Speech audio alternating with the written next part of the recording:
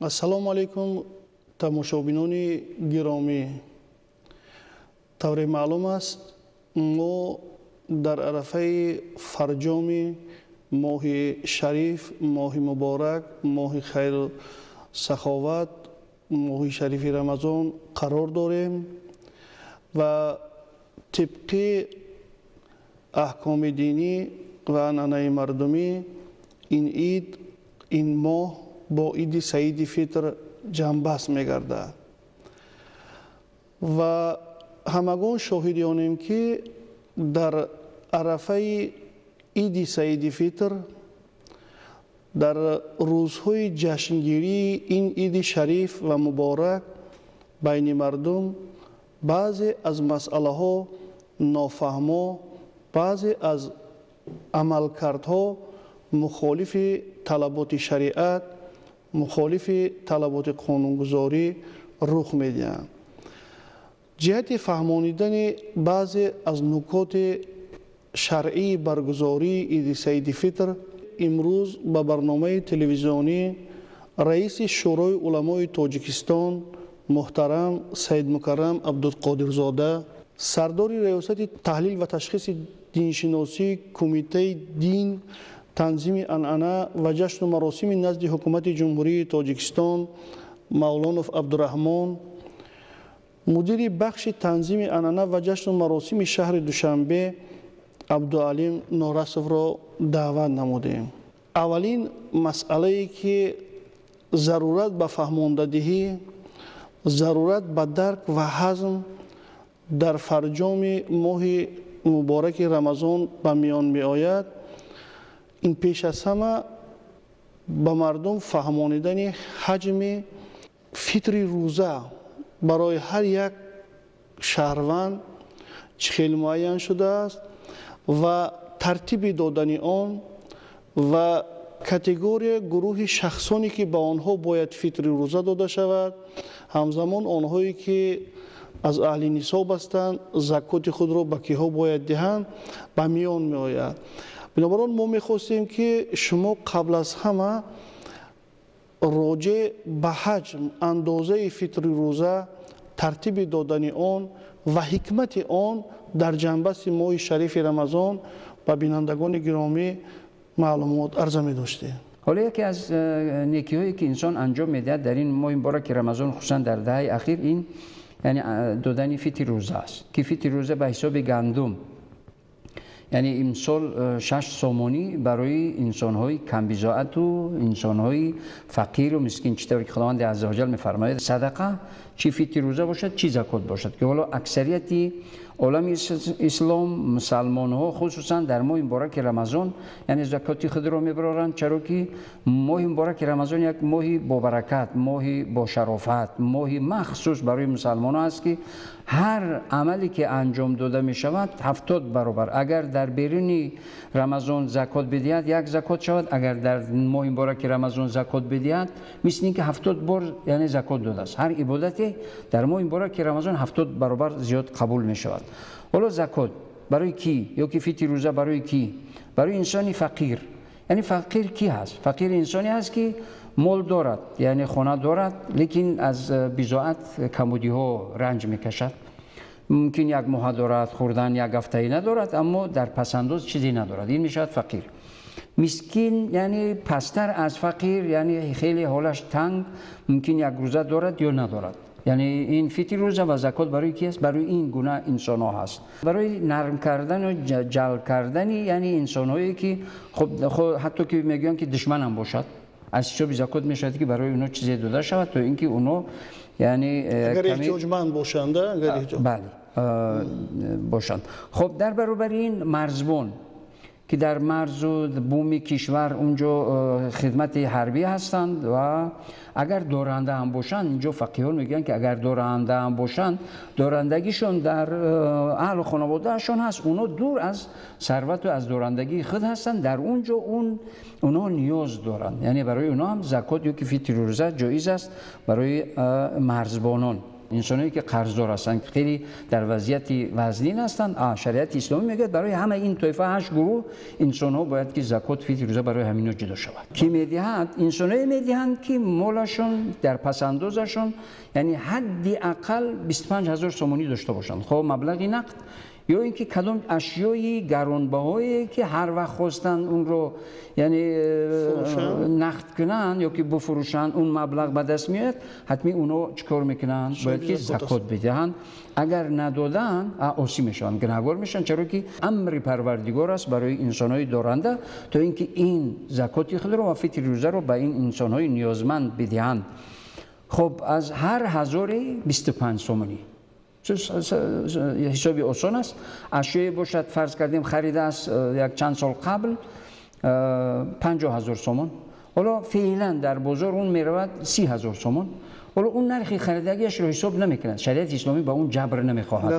فعلا حالا چقدر میرود این نرخ به نظر گرفته میشود موافقی یعنی نرخی فعلی، یعنی چیکار میکند؟ زکات مال میدهد، از هر 1025 سومونی میدهد، میشود مالش حلال. یعنی در برابر اینه که حالا انسان از هر 1025 یعنی 2.5% میدهد، یعنی این چیز است. لیکن در عوض این خداوند عزوجل میگوید که من کفیلی نگهبان مالی این بنده هستم، نگهبان مالی که زکات دهنده، که میگوید من در مالش برکت، یعنی در مالش چند برابر زیادتی به هم برکت و هم زیادتی در مالش عطا میکنم. فطر روزه گفتیم که 6 سومونی این از حساب گندم است. برای انسان‌هایی که حالا اینا مبلغی یعنی نصاب زکات دارن یا که قریب دارن یا که یعنی در قدم اول هستن، اما انسان‌هایی که ثروت زیاد دارن 100,000 200,000 1 میلیون سومون یا دیگر اونو بهتر و خوبتر است که به حساب مویز بدهند که حدی میانه مویز حالا در بازار فرض کردیم 50 سومون.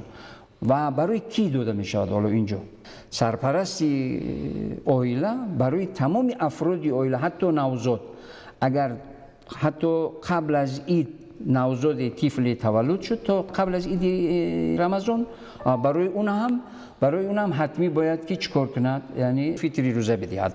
یعنی برای تمام افراد عائله باید که سری هر نفری عائله یعنی یا 6 سومونی اگر که یعنی ثروت ابتدایی اولیت داشته باشد، اگر ثروتمند و خیلی مالش زیاد باشد یعنی 50 سومونی برای هر فرد عائله. یعنی حکمت روزه و روزه‌داری در ماه شریف رمضان که امر شده است، یعنی برای عدالت اجتماعی رو جاری کردن میان مردم مسلمان یعنی قبول شده است. و ببینید که در آخر ماه شریف رمضان فرض گردانیده است خداوند هم دادن زکات رو و هم فطر روزه رو، تنها به خاطر که انسان خود از همین وزنینی ها بعض از اونی که میگذرد به قدر اونهایی که احتیاجمند است باید برسد و خیر و سخاوت کند. ولی متاسفانه ما در همین انجام ماه شریف رمضان بعضا زیاده روی ها رو احساس میکنیم. مادامی که حکمت ماه شریف رمضان در برابر آموزش صبر و تحمل و مثال طاقت کردن و رسیدن به قدر مثال آنهایی که در زندگی از یگان جهت مثال کمبودی و نارسایی دارند، حکمت ماه شریف رمضان دعوت کردن به خیر و احسان، دستگیری همدیگری، کاتگوری معین آدمانی که احتیاجمند هستند باید هم زکات و هم صدقه فطر مثال با آنها داده شود.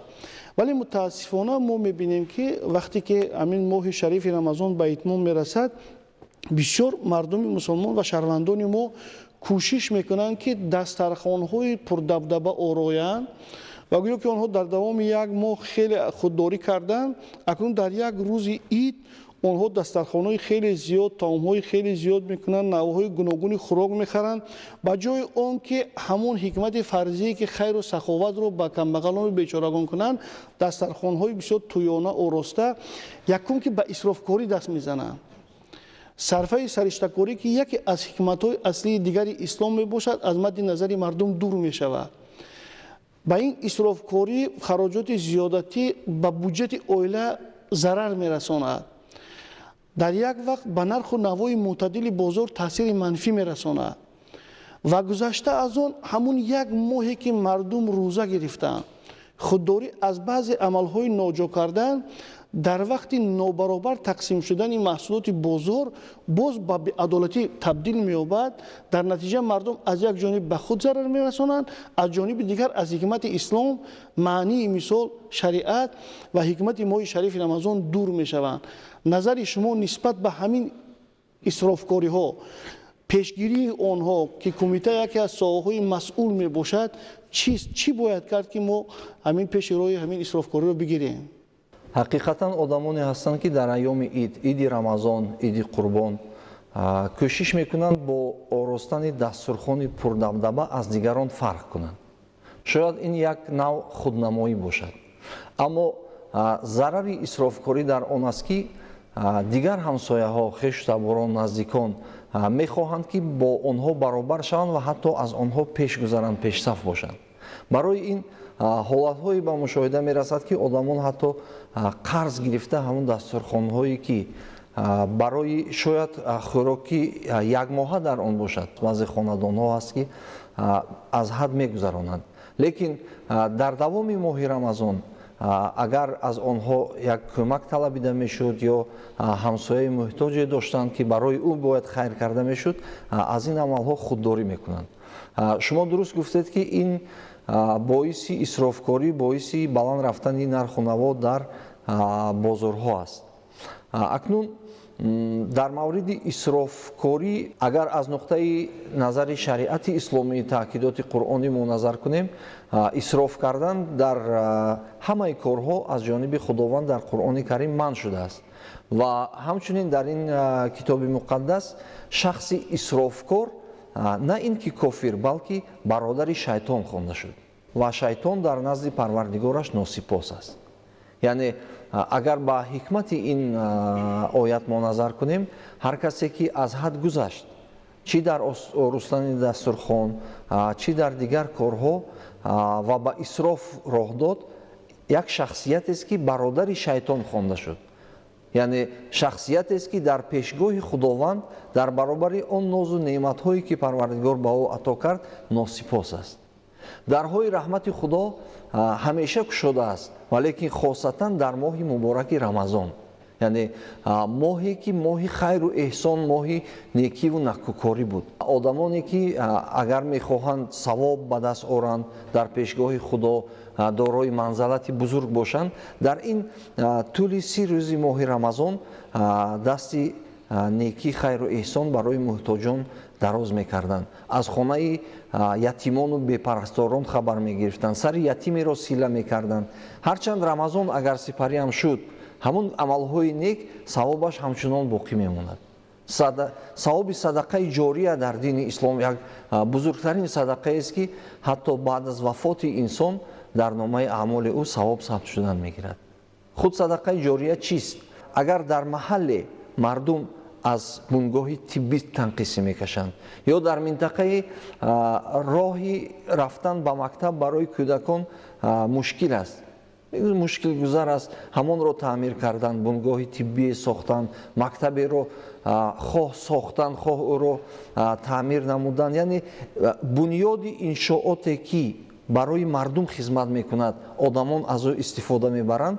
ин амалест ки беҳтарин амал аз оне ки мо имрӯз маблағҳои зиёдеро барои дастурхон сарф мекунем, ба исрофкорӣ роҳ медиҳем. агар одамон ба ҳамин корҳои нек даст зананд, савоби бештареро ба даст меоварданд. масъалаи мушкилии исрофкорӣ зиёда аз 10 оятҳои қуръон исрофкоронро мазаммат мекунад ва ҳатто исрофкорро аз сифати муъмин берун хориҷ мекунад. касе сарфаи сариштакорӣ намекунад вай хислати муъмин ё мусулмонро доро нест мегӯяд. шумо гуфтед ки дар арафаи ид бисёриҳо танҳо ба иллати худнамоӣ, магар мешавад ки дар ҳолате ки шариат гуфтааст, дар ҳолате ки аз назари иқтисодӣ ҳам, яъне дониши иқтисодӣ ҳам оила агар аз назари иқтисодӣ сарфу харҷи худашро нигоҳ накунад, вай як рушди оиларо таъмин карда наметавонад.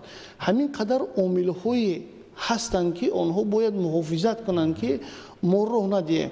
мушкили сари он аст ки ҳамин вақте ки صورت اجتماعی میگیرد، همسایه میکند، نفر دیگر میکند، تقلید میکنند، میروند. حالا که ما قانون جمهوری تاجیکستان درباره تنظیم انواع و جشن مراسم داریم، در قانون مخصوص آمده است که آراستن دسترخوان معنوی، نه اون دسترخوانی که با خراجات زیاد، من همون پخت‌وپزهای زیاد، محصولات به نهایت زیاد میمونند، انا همین اسرافکاری شاید مشکلی سری اون است که ما درست با مردم فهموندن نمیتوانیم، یا بین مردم کارهای فهماندگی رو درست برده نمیتوانیم. یک طرف از نقطه نظر شاید که در اینجا دانش اقتصادی هم نمیرسد.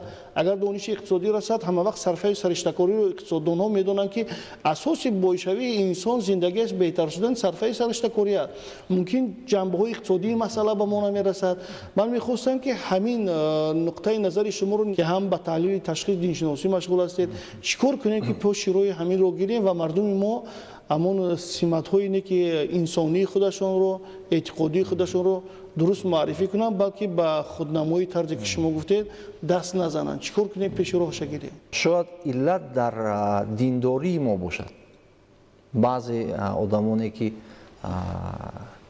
خود رو مسلمان معرفی میکنند یا مسلمان میدونند، هرچند که از گفته های خدا و پیغمبرش آگاه هستند در مسئله بلند بردن نرخ، در مسئله آراستن دسترخوان، عموما در همه مسئله هایی که شریعت ما رو از آن بازداشته است، بعضی آدمان آن رو میدونند، درست درک میکنند، اما با آن عمل نمیکنند. مقصد ما شدن دسترخوان معنوی، یعنی دسترخوان تاجیکانه که عبارت از همون موضوع و محصولات محلی دهخانی خودمون باشد، از دسترخوانی که اسراف زیاده در آن نباشد و آن مبلغ‌هایی که صرفه شدن برای راه‌های خیر انجام دهیم. وقتی که دو کاری خیر آمد، ببین که در کدامش ثوابش زیادتر است. و اگر دو کاری زیانی آمد که یعنی ضررش سبکتر است. و شریعت اسلام میگه به مسلمان میگوید که همیشه کاری رو انجام بده که یا به دینت یا به دنیایت منفعت داشته باشد. هر کاری که در دینت یا در زندگیت، برای آخرتت یا در زندگیت برات ضرر دارد، هرگز به اون نرو. یعنی وقتی که انسان اسراف میکند، حالا گفتیم که ماه مبارک رمضان این ماهی درس است و سبق است و یعنی احساسی، یعنی معنویات به کمالات رسیدن است، باید در روز عید ما باید این رو عملی نشون بدیم. نتیجه یک ماه رو ما باید در روز عید به دست بیاریم. با انسانایی که نیازمند است. بله. ما اگر میخواهیم که سعادت دنیا، سعادت آخرت، روزگی پروردگار، به همون جایی که نیازمند است، به همون جا اگر دست دراز کنیم، دست کمک خیر کنیم، انا همون چیزی که میخواهیم اون میآید. خودنمایی این برای انسان ناکامی ها میارد. در روزهای عید خراجات بی نهایت زیاد میکنن، ضرر هم به بودجت عائله میرسد. مثال اسرافکاری می شود، همون چیزی زیادتی حیف می شود، در حالتی که همون چیز در دسترخوان نفرای مثال دارا حیف می شود، همون شرایط به هستند نفرایی که احتیاج به همین چیز دارند، نیاز دارند. این عموما از شریعت اسلامی یعنی حد عدالت اعتدال نیست. گذشته از آن در عرفه انا همین عید ما می بینیم که نرخ و نو بازار به مردم رفته هر چیزی لازم و نالازم رو از بازار خریداری میکنند و این حالت تاثیر منفی به بازار میرساند و تاثیر منفی به بازار به سوداگران، به همون حناطانی که از حساب همین چیز فایده به دست میارند، با هر راه و واسطه میخواهند کیسه خود رو مثال مبلغ درآمد خود رو زیاده کنند، یعنی بازار آنها رو میتفسونند. محترم نارس در عرفه ما همین ایدها میبینیم که متاسفانه جای اون که خیر و سخاوت زیاد شود، همدیگر فهمی زیاد شود، نرخ و نوا پایان رود، مردم سیر و پور و خود رو معرفی کنند، بعضی مردم رفته مالهای زیاد رو میخرند و بعضی مردم نرخ بازار رو بلند میکنند. ما درباره کدام انصاف، درباره کدام عدل، درباره کدام مثال اخلاق شرعی گپ زنیم که دیده و دانسته یک کاتگوری گروه سوداگران نرخ رو به طریق صنعی بلند میکنند. نظر شما از نقطه نظر شرعی، شریعت، از نقطه نظر اخلاق انسانی به همین مسئله چگونه است؟ برای چه ماه مبارک رمضان یک ماه است، هدف اساسی این ماه شریف پاکیزه و بی آلایش گرداندن جهان درونی انسان است. خودی معنای عید هم همین است که نو شدن جهان درونی انسان. اکثر مردم خوشبختی را در بیرون میجویند. خوشبختی وجودی بیرون ندارد که در بیرون جسته شود. خوشبختی احساس درونی انسان است. برای همین عید معناش برگشتن نوگانی و نو شدن، یعنی جشن گرفتن مبارزه علیه همون پلیدی و رذیلت‌های اخلاقی در درون انسان است. انسان از داخل خودش انگیزه‌های بسیاری دارد که یعنی مهارت‌ها دارد و انگیزه‌های منفی دارد. این ماه مبارک آدم را تربیت می‌کند که همین انگیزه‌ها به تنظیم درآورده شود. ولی چی عامل می‌شود که مردم اسرافکار میشن؟ چی عامل می‌شود که این یک ماه مبارک رمضان تأثیر مثبت بر بعضی آدم‌ها رسانده نمی‌رساند؟ مثلا عامل اساسی در نداشتن معلومات کافی نسبت به تعلیمات معنوی رمضان است، نسبت به هدف اساسی رمضان است. برای اینکه مردم باید بداند که اسرافکاری چی پیامدی بر سر انسان دارد، ببین که پروردگار عظیم‌الشأن در 23 بار در قرآن عظیم‌الشأنش از اسرافکاری هشدار می‌دهد. یگانه آیتی که خداوند بنده‌اش را برابر شیطان می‌داند عاملش اسرافکاری است و در جای دیگر میگه که بخورید بیاشامید، اسراف نکنید، خداوند دوست نمی‌دارد اسرافکاران. در جای دیگر میگه هلاک شدن اسرافکاران. اسراف هم زمانی می شود، هم اخلاقی می شود، هم مادی می شود، هم حقوقی می شود، اعتقادی می شود و غیره. لیکن عامل اساسی که مثلا از اسراف دست نمیکشن این نداشتن مثلا دانش کافی معنوی است. اگر انسان روزه‌دار در یک ماه مبارک رمضان از هدف اساسی روزه‌داری که پرهیزگار شدن است برخوردار نشود، این هیچ خیری از رمضان با خودش برداشت نکرده است. یعنی جهان درونش اگر پاک نکرد، از ماه مبارک رمضان برآمد و سوء استفاده کرد، نرخ به اساس بالا برد یا مثلا دست به اسرافکاری زد، این از هدف اساسی رمضان برخوردار نیست. ما میتونیم با قطعیت بگوییم که همه اونهایی که در عرفه عید عموما در روزی که مردم احتیاج دارد دیده و دانسته نرخ رو از همون نرخ معتدلی که در بازار بود بلند برداشتند، اینها کدام گروه هستند؟ این همون محتکری هست که از هدف رمضان برخوردار نشده است و در گناه عظیم گرفتار شده است. برای چی؟ برای ظالم است. ظالم به نفس خودش، ظالم به خلق خدا. در مناسبت‌های سگانه خیال کرده است. مناسبت به پروردگار، مناسبت به خلق خدا، مناسبت به نفس خودش. پروردگار میگه ای بندگان من آفریدگار شما هستم. من ظلم را بر نفس خودم حرام شمردم. شما بین خودتان ظلم نکنید. وقتی انسان دیده و دانسته نرخ بالا میبرد، ظالم به نفس خودش است، چون که مال نادرست و از راه حرام به خودش برمی‌آورد، کسب می‌کند و دیگر در حق مسلمان ظالم می‌شود. با راه ظلم، با راه فریب، با راه وای و ظالم را خدا نمی‌بخشد.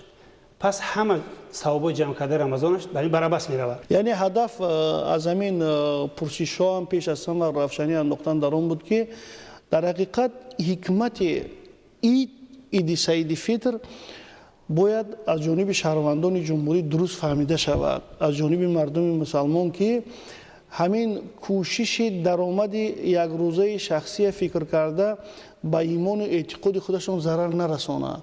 آنهایی که دیده و دانسته نرخ را بلند میکنند یا به احتکار دست میزنند به خاطر یک درآمد و گفته مثال نرخ معتدل بازار را خرید و فروش را ویران میکنند، آنها ثوابی که در ماه شریف رمضان به دست آوردند به پرگی از دست می‌دهند. خلاص جانه در برابر این در تجربه حیات زندگی می‌بینیم انسانایی که از همین حالت‌های حساس سوء استفاده میکنند. روزهای جشنی، روزهای عید، یعنی نرخ میبردارن. پس زندگی همون رو ببینید که چی میشود. تجارت همون رو کجا میرود، همون رو به چه ناکامی‌هایی میروند. به خاطر چی؟ به خاطری که از همین یعنی روزهای حساس، یعنی از حالت‌های یعنی ناگوار، یعنی به جایی که باید یک ثوابی نورهای بالای نور باید رمضان را گرفت، ثواب اجر زیادی گرفت، روز عید هم باید که یک کاری نیکی کنه. یعنی دوام رمضان در روز عید باید حداقل اگر نمیتواند نرخ پایان بیارد، همون نرخ معتدلی که هست در بازار اون رو بقبد، به همون نرخ بفروشد. پس نورها بالای نور برایش هم خیر برکت میشد، هم یک سال دیگر تو رمضان دیگر خداوند عزوجل در کسب و کار و تجارت و خانه‌اش و فرزندانش و رزق و روزیش همش برکت عطا میکند. اما وقتی که سوء استفاده میکند، بعد میبینید قرضدار شد، میبینید صد آفت و بلا و مصیبت بالاش آمد. به خاطر چی؟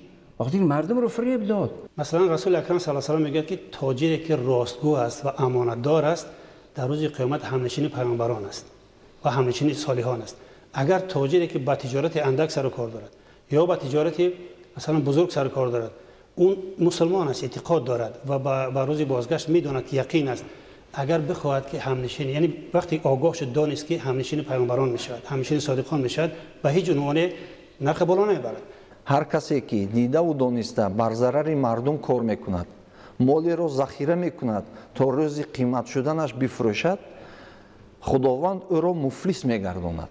яъне дар оқибат ҳатман ин шахсият камбағал мешавад, ба муҳтоҷӣ рӯ меорад ва ҳолатҳое ҳастанд ки ба бемории ҷузом, ба бемории саратон низ гирифтор мешавад. зеро нияти ӯ нопок аст, нияти ӯ бар зарари мардум, бар зарари одамон кор кардан аст. бисёр далелҳо дар қуръон ҳаст, дар аҳодиси набавӣ ҳаст, ҳаводиси таърихи худаш гӯё ҳаст.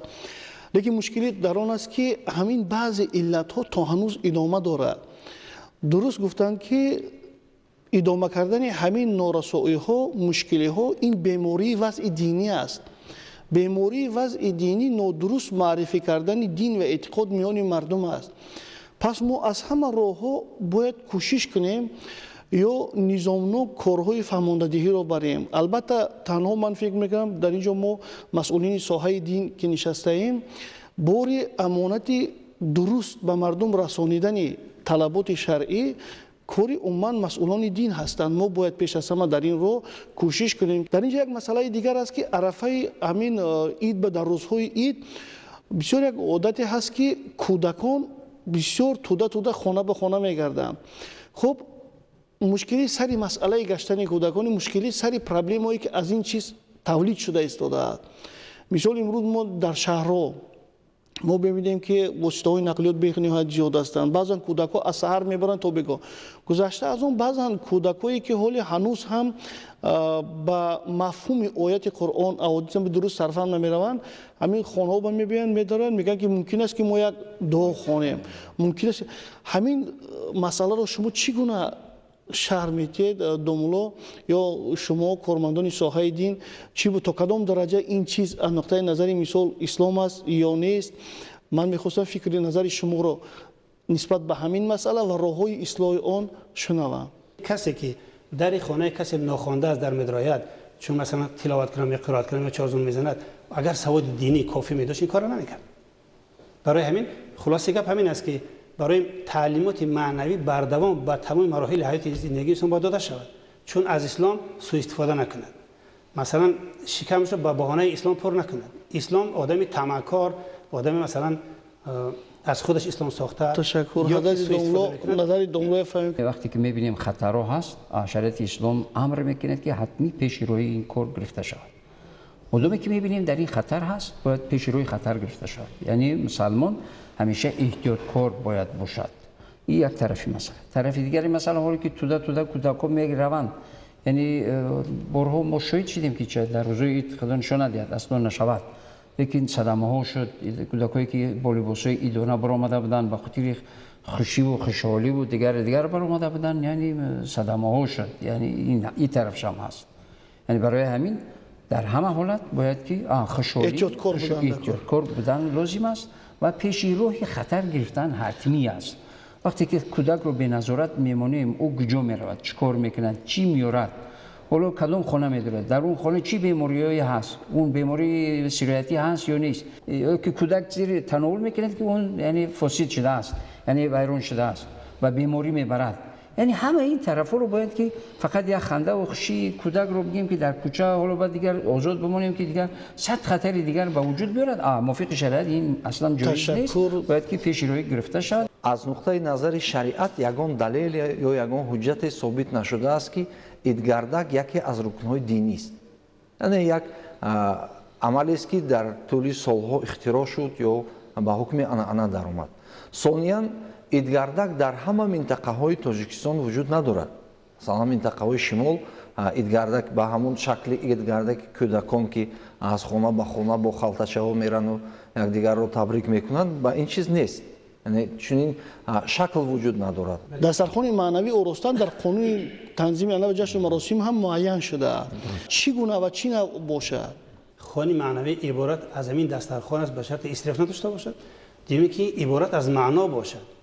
مثلا یاد نیک کردن از گذشتگان، دعا فاتحه کردن چون روز عید است و از گذشتگان، از نیکی گذشتگان یاد کردن، یا مثلا یک یک صحبت معنوی کردن که باعث این زیاد شدن اجر پاداش می شود و نقطه همی برمیگردد به خون معنوی که عبارت از معنا باشد، ارزش های عالی مثلا انسانی معرفی کرده شود. تشکر. یک صحبتی باشد که انسان ها از او منفعت ببرند، یک صحبتی که پر از معنویات باشد، انسان رو باز هم به کمالات برساند، پس می شود نورها بالای نور. تشکر. بینندگان گرامی، طرز از صحبت متخصصین و مسئولین آگاه شدیم. ما که در عرفه عید سعید فطر قرار داریم، مقصد و هدف دولت تاجیکستان ارج گذاشتن به آزادی های اعتقادی، آزادی وجدان است. با این مقصد تحت رهبری به واسطه پیشوای معظم ملتمان، اساسدار صلح و وحدت ملی جناب عالی امام علی رحمان، قانون‌های ملی ما درباره تنظیم عنعنه و جشن و مراسم، درباره مسئولیت پدر و مادر در تعلیم و تربیت فرزند قبول شد که همگی برای تبابت نمودن بعضی از علت‌های اجتماعی، بعضی از علت‌های اعتقادی، بعضی از علت‌های اخلاقی ما روانه شده است.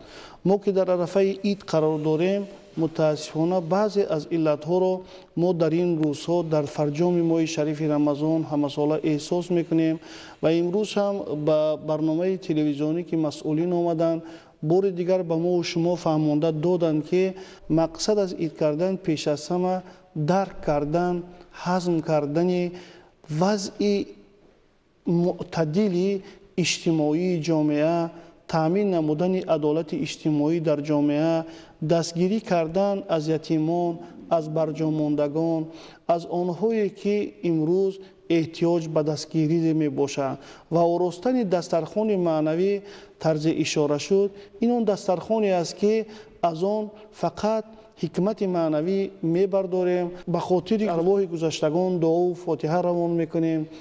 از این دسترخوان، یعنی دسترخوان معنوی، دسترخوانی است که از آراستن آن صاحب عائله یک جهان معنی می بردارد، به خودش ضرر نمی رساند، به اقتصادیاتش ضرر نمی رساند، پیش از همه با صرفه سرشتکاری راه اندازی می شود.